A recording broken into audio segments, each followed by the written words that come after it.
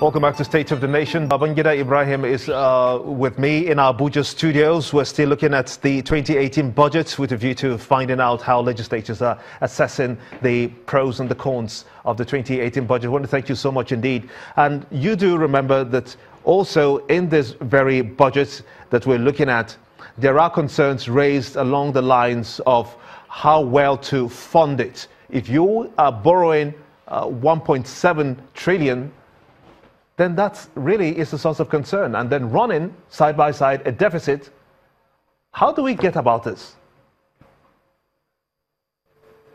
Well, you see, you borrow to fund the deficits. They are not parallel. Borrowing of 1.7 is to fund the deficit of the budget. And like I said, you can only borrow to the maximum, the ceiling of the capital provision of the budgets. We are going to look at all these requests. We are going to look at all these proposals. And like I said, we are going to engage them to see the reasonability or otherwise of such requests. So I cannot preempt at this point in time to determine adequacy or otherwise of such proposal. Because we are yet to engage them. We have to listen to them and see why such proposals are made. And we are going to look at and x-ray the whole content of the medium-term expenditure framework and see how we are going to align and balance it up.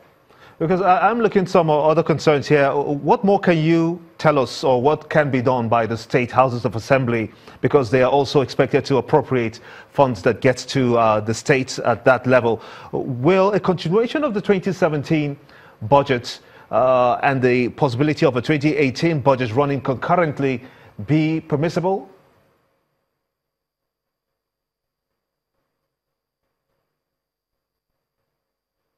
I can't hear you. Yes, I'm just asking what responsibility falls on the state houses of assembly concerning their own budgets when they get their FAC allocations, because it would seem to suggest that the 2017 budget the cycle hasn't completed yet, and we have a 2018 in our hands. Can they run concurrently? There's no way you can run two concurrent budgets. Hello? Yes, I can hear you. If there is no way you can run... there's no way you can run two concurrent budgets at the same time. Precisely. If you cannot run two budgets at the same time, then what becomes of the 2017 budget when we hear the Speaker of the House of Representatives saying that we cannot afford to do away with the 2017 budget?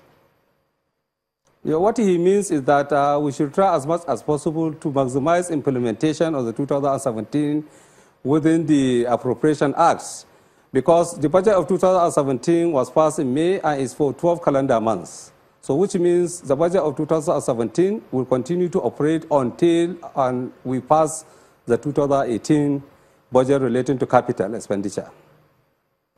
So as for the state governments, naturally they get the allocation on a monthly basis and they base their budget on the projection of what they expect to receive from the Federation account. And one of the advice I want to give to the State Assembly is to look inwards with the internally generated revenue, because they have to make a lot of effort there so that we can operate one Nigeria and one economy.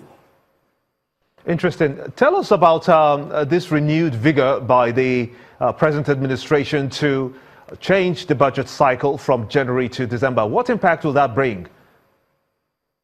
Well, it will bring early implementation, because most of the delays initially were caused by the executives due to the delay in presentation of the budgets. And you know, in most cases, the budget is presented in December, and you know, it's Christmas time. By the time you go on Christmas break and come back, January is almost gone. Before you start engaging the MDAs, it will take you to February, March. So that's why there's always delay. But since we have received the budget in good time, we're going to start the preparation, one, to make sure that we pass the MTEP in good time, possibly in the next 2 to 3 weeks. Then we start consideration of the budget immediately. So all things being equal, I want to make sure that the budget is passed, because the fiscal year is between January to December. It's only the budget that is mostly because of the challenges that it has to operate for 12 calendar months. So, as you said, the yield tide is just by the corner. I can imagine that the better part of 2018 will be mostly politicking.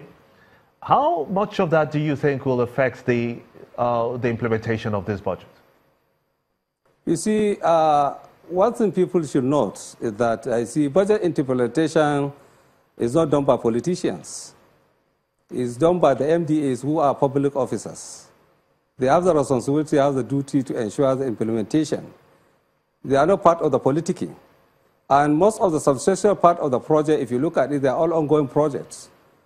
In most cases, the contractors are already on ground because substantial part of the budget goes into infrastructure.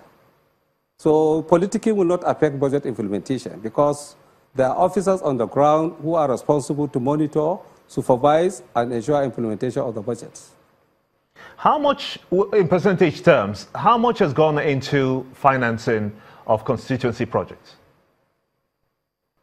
Well, constituency project is less than 1% of the, well, we say 1 point something percentage because constituency project is just 100 billion. I want to thank you so much indeed, Babangida Ibrahim, the Chairman, House Committee on Finance, for talking to us here on State of the Nation. Many thanks indeed for talking to us.